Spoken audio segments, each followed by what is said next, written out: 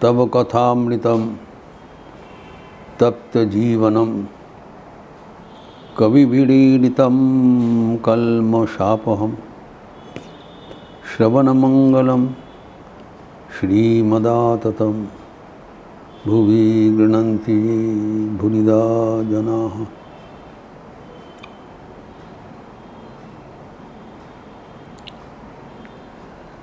आज परम पावन श्री श्री गुरु पूर्णिमा है। गुरु पूर्णिमा के पावन अवसर पर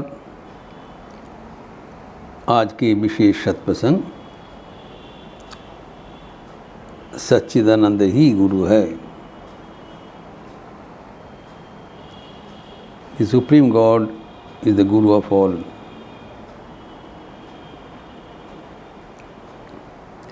भगवान श्री रामकृष्ण बारंबार ये संदेश देते थे, सच्चिदानंद ही गुरु। गुरु किसको कहलाता है? गुरु का दो अक्षर है, गुकार अंधकारश्च। रुकार तद निरोधकः, अंधकार निरोधश्च तस्मै श्री गुरुवे नमः। गुकार अंधकार का प्रतीक है, रुकार रोशनी, वो अंधकार को दूर करते हैं। तो जो व्यक्ति हमारा अंधकार दूर करते हैं उसके गुरु कहलाता है। किसका अंधकार? अज्ञान का अंधकार।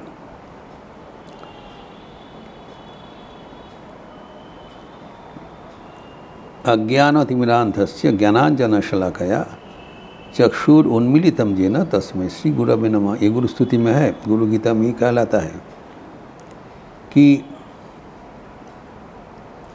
अंधकार तिमिर, जो अज्ञान का जो तिमिर है, अंधकार जो हमारे अंधकार का तिमिर की विनाश करके हमारा चक्षु उन्मोचन कर देते हैं,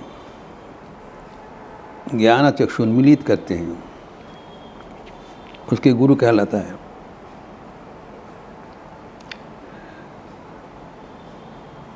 तो किसका अज्ञान है?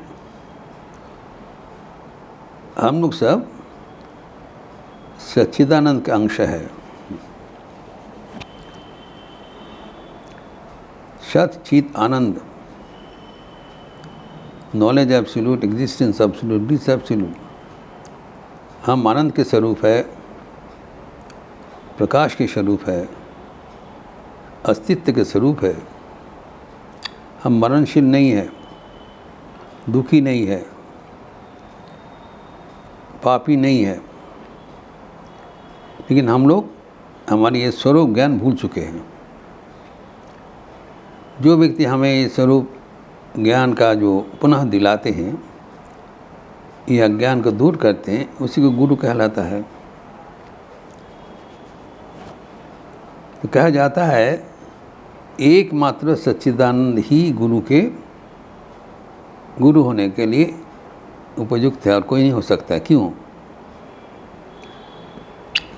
कारण हम देखते हैं भगवत गीता में स्वयं भगवान उल्लेख करते हैं, सप्तम अध्याय के चतुर्दश श्लोक में, वर्स 7:14, दैवी हेषा गुणमयी मम माया दुरत्तया मामीव ज प्रबध्यन्ते मायामितं तरन्ति ते। भगवान स्वयं उल्लेख कर रहे हैं कि ये जो दुनिया में जो माया का आवरण है, अज्ञान का आवरण है, ये साधारण आवरण नहीं है, ये दैवी है, अलौकिक है, त्रिगुणात्मिका है, गुणमयी, एवं ये दुरतिक्रम्य है। स्वयं भगवान ही ये आवरण सृष्टि किए हैं, एवं और कोई ये आवरण उन्मोचन करने के लिए काबिल नहीं है। ये कहा गया है, माम ई वजह प्रबध्यन्ते, अगर कोई मेरे ही शरण में आए तो मैं ये आवरण हटा दूंगा, नचेत नहीं। हजार जहाँ पर चले जाओ, होगा नहीं। तो स्वयं भगवान ही बंधन सृष्टि किया है, वही बंधन मोचन कर सकते हैं। जैसे कि श्री श्री ठाकुर कहते हैं कि मैजिशियन है, बाजीगर है, एक रस्सी में 100 गांठ लगा दिया, आप 1000 चेष्टा करो गांठ खोल नहीं सकोगे। लेकिन बाजीगर, जादूगर जब रस्सी के एक प्रांत पकड़ के हिलाते हैं, एक साथ सब गांठ उन्मोचन हो जाता है। ये उसका मैजिक है, जादू है। वैसे ही भगवान की ये जादू है जो पूरी दुनिया को वो अज्ञान का आवरण में बंधन करके रखे हैं। प्रश्न होता है क्यों बंधन करके रखे हैं? कारण वे दुनिया में जीवों के साथ खेलना चाहते हैं। अगर सब मुक्त हो जाएगा तो दुनिया रहेगा नहीं। लेकिन जो उनके शरण में जाएगा, ये छूट देते हैं, उनका बंधन मोचन हो जाएगा। एवं सिर्फ वही कर सकती, इसीलिए कहा गया सच्चिदानंद ही गुरु है। अगर कोई मनुष्य गुरु बनना चाहते हैं, वो हो नहीं सकता है। श्री श्री ठाकुर कहते हैं जो ईश्वर की दर्शन नहीं किया, जो ईश्वर के इसका आदेश नहीं मिला, जो स्वयं अपना दृष्टि उन्मोचन नहीं किया, औरों का दृष्टि कैसे उन्मोचन करेंगे? ये स्वयं दृष्टिहीन है और दूसरे की जगह दृष्टिदान नहीं कर सकते हैं। ठाकुर एक उदाहरण देके समझाते हैं, श्री राम कृष्ण। मैं एक बार झावतला में जा रहे थे, उनके कमरे से बगीचा के ओर, तो जाते वक्त देखा एक मेढक बहुत पुकार रहे हैं। हम चले गए। बहुत देर के बाद जब लौटते हुए देखा मेढक तभी पुकार रहे हैं, चिल्ला रहे हैं। तब उन्हें कहते हैं हम आगे बढ़कर देखा कि ये मेढक को वो कोड़ियाल साहब ने उसको पकड़ लिया, ढूंढा साहब। तब मैंने सोचा अच्छा, अगर कोई असल साहब इनको पकड़ते थे तो 3 पुकार के साथ ही ख़त्म हो जाता। वैसे ही कोई समर्थ गुरु अगर शिष्यों का भार ले तो 3 पुकार के साथ ही उनका अहंकार ख़त्म हो जाता है। नचेत गुरु का भी दुर्दशा है, शिष्य का भी दुर्दशा है, दोनों का ही भवबंधन छिन्न नहीं होगा। इसलिए कहा जाता है कि एकमात्र सच्चिदानंद ही गुरु रूप से अवतीर्ण होकर हमारे बंधन उन्मोचन करने के लिए समर्थ है। ठाकुर ये भी कहते हैं अगर कोई मनुष्य आपका दीक्षादान के बाद आपका इष्ट दर्शन होता है, तब ज़रूर समझ लेना कि स्वयं सच्चिदानंद ही वो मनुष्य के रूप धारण करके आपको पास आए थे। कोई मनुष्य कर नहीं सकता है। वही सच्चिदानंद मनुष्य का रूप धारण करके इंसान का पास आते हैं एवं उनको हाथ पकड़ के अपने ओर ले जाते हैं। ठाकुर कहते हैं गुरु से तो है, वो अपना शिष्य का हाथ पकड़ के जब तक उसका मुक्ति नहीं होगा तब तक छोड़ता नहीं, साथ में रहेंगे। वो ये जन्म के साथ उनका संपर्क छिन्न नहीं होता है। जब तक मुक्ति नहीं होगा वो साथ में रहेंगे एवं आखिर में जब इष्ट दर्शन हो जाएगा उस समय तक गुरु रहेंगे एवं इष्ट दर्शन वो करते समय, ठाकुर कहते हैं सब साधना के समय जब इष्ट दर्शन का समय होता है साक्षात गुरु आके उपस्थित होते हैं, वो देखो ये तुम्हारा इष्ट है बोलकर इष्ट में लय हो जाता है। तो जब इष्ट दर्शन होगा तो गुरु उनको दर्शन करा के इष्ट में ही लीन हो जाएंगे। ये समझाते हुए इष्ट ही भगवान ही गुरु रूप धारण करके अभी तक हमारे साथ थे। तो गुरु वाक्य पर विश्वास होना चाहिए। गुरु के जीवन में हमें दिखने का कोई ज़रूरत नहीं है। ठाकुर कहा करते थे यद्यपि आमार गुरु शुड़ी बाड़ी जाए तथापि आमार गुरु नित्यानंद लाए। अर्थात हमारा गुरु का जीवन जैसे भी हो, वो कलाल के घर में भी जा सकते हैं, लेकिन वो गुरु हमारे लिए सच्चिदानंद के जीता जागता प्रतिरूप है। ठाकुर कहते हैं गुरु वाक्य में विश्वास होना चाहिए, उस विश्वास से हम पार हो जाएंगे। कैसे विश्वास? ठाकुर कहते हैं एक छोटी सी बालक जैसे विश्वास। उनकी माँ कह दिया ये तेरा भाई है, भले ये ब्राह्मण का लड़का है और उसका भाई कोई निम्न जात का है जिसको कहा गया है, लेकिन जब भी माँ कहा गया उसका अपना सगे भाई समझता है।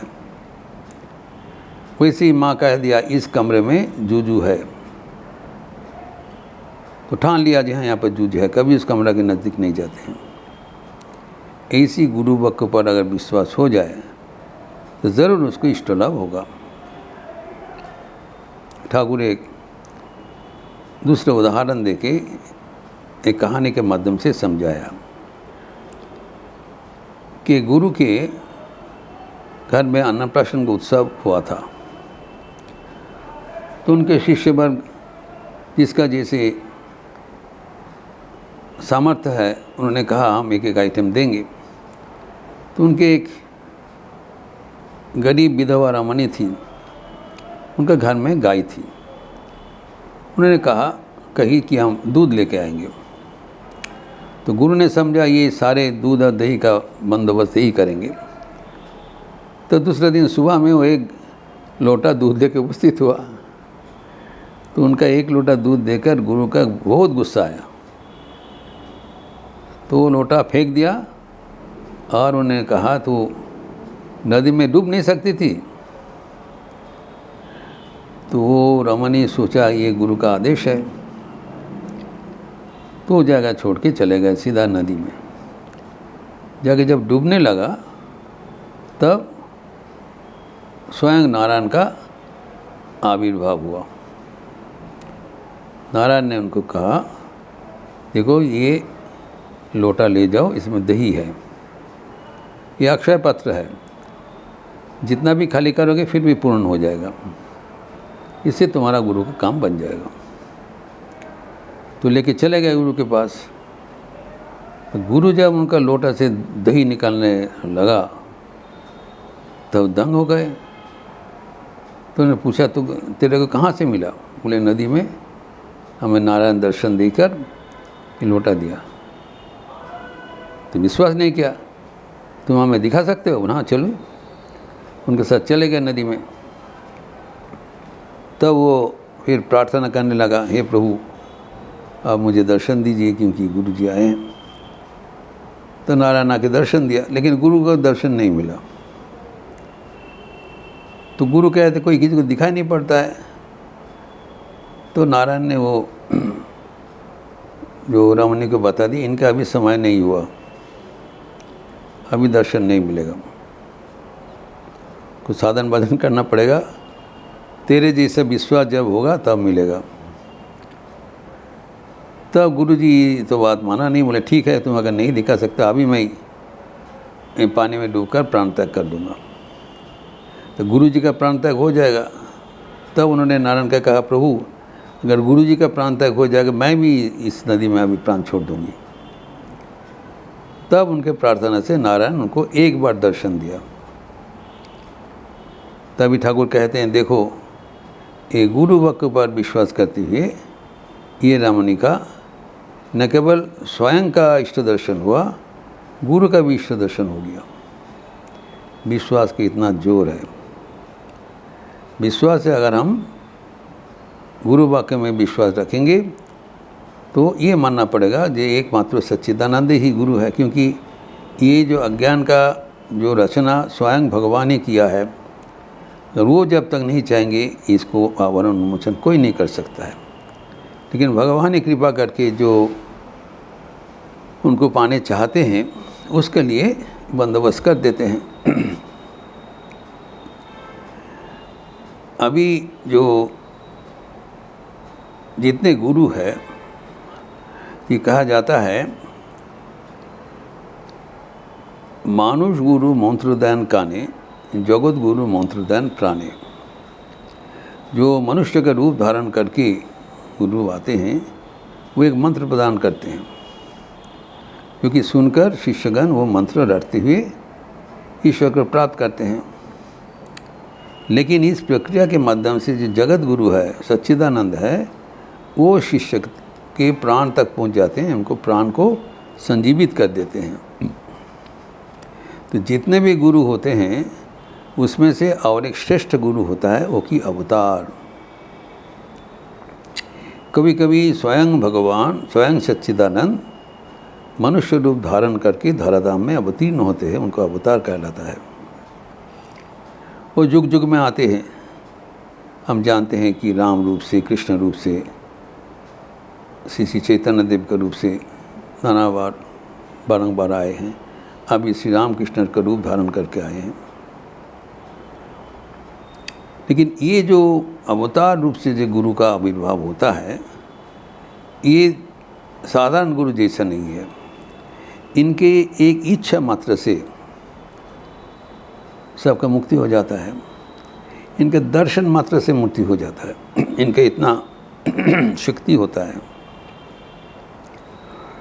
इनके साथ और किसी का तुलना नहीं हो सकता है। ये स्वयं भगवान है। तो श्री रामकृष्ण कहते हैं मास्टर मशाय को एक दिन, जो कि उल्लेखित है वचनामृत में, यहाँ पर और कोई नहीं है। एक दिन हरीश यहाँ पर थे और मैंने देखा इस गिलाफ छोड़कर, ये हमारा शरीर छोड़कर सच्चिदानंद बाहर में आ गया और आकर मुझे बोला,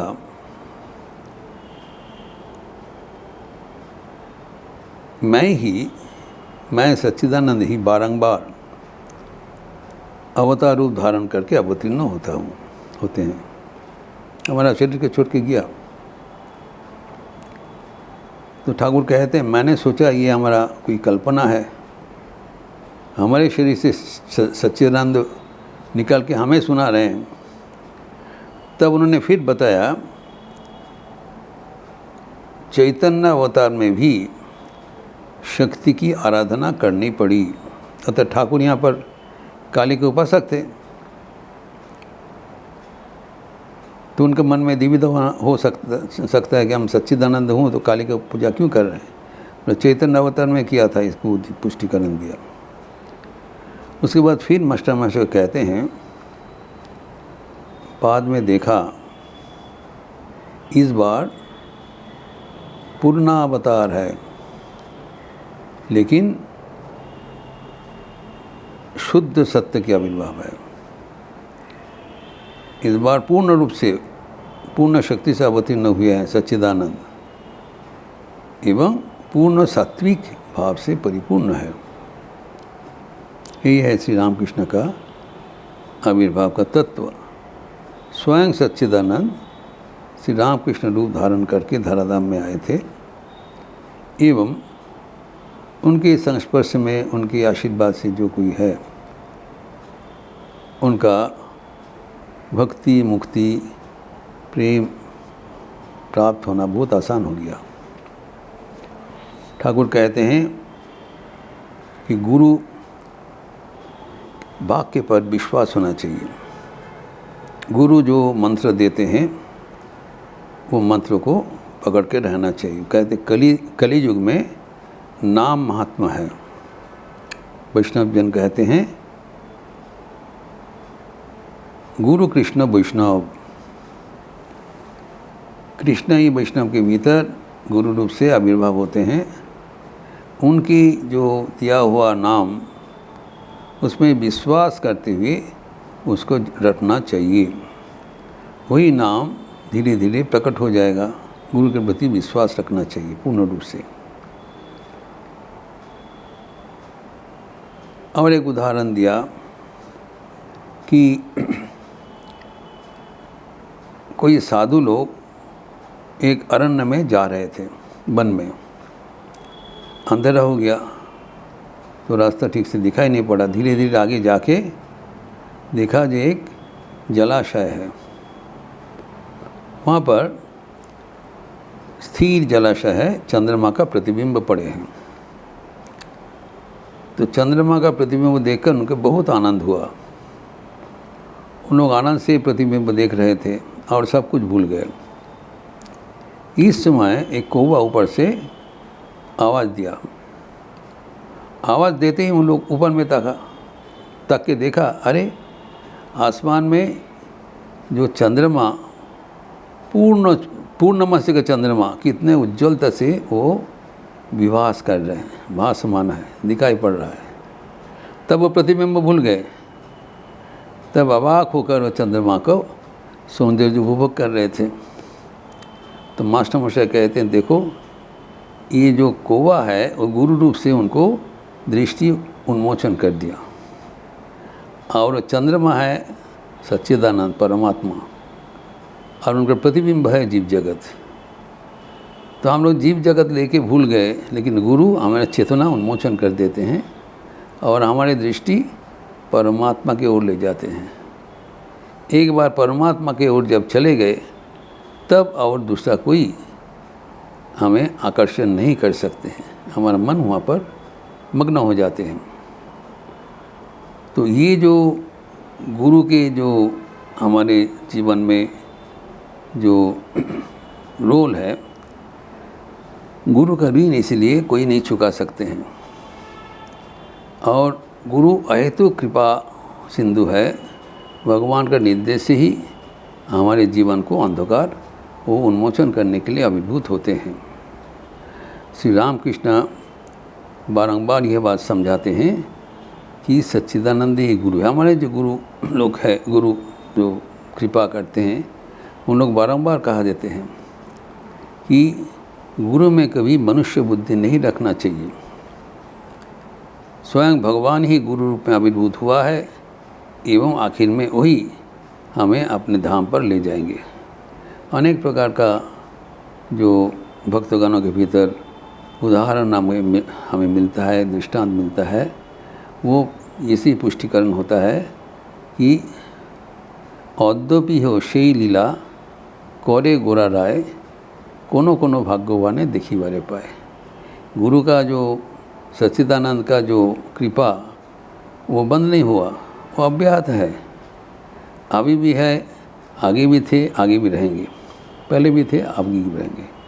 तो जो कोई उनका जो कृपा अभी भी, जो भक्त जो सरल विश्वास से उनको पुकारते हैं, उनका अभी भी दर्शन होता है। ठाकुर कहते हैं कोई भी भगवान को पुकारे और उसको कृपा में असंभव संभव हो जाता है।